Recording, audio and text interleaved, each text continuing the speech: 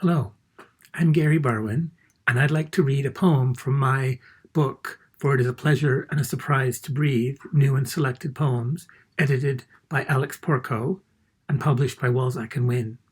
The poem I'd like to read is called Sesame Street's Count is My Grandfather. It's written for and based on a story that the writer Jennifer Glasser told me. She told me that her parents were Holocaust survivors. Her family's Hungarian.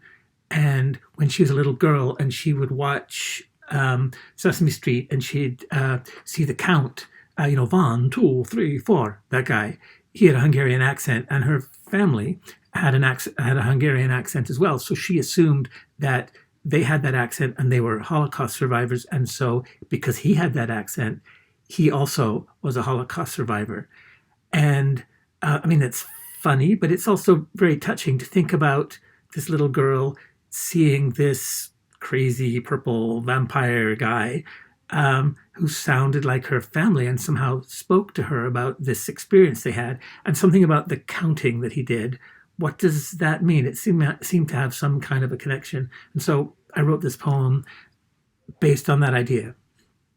Sesame Street's count is my grandfather, for and after Jennifer Glasser.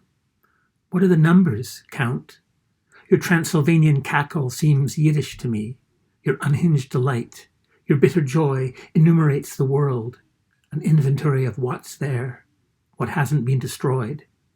The time I'm waiting for those numbers in your kitschy voice, which is my parents' grandparents' voices.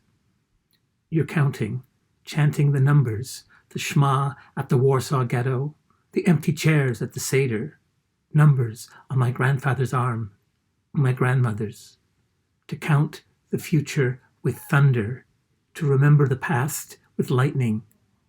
I see you, Count, a survivor, the chortling paradox that there are things and that they can be counted.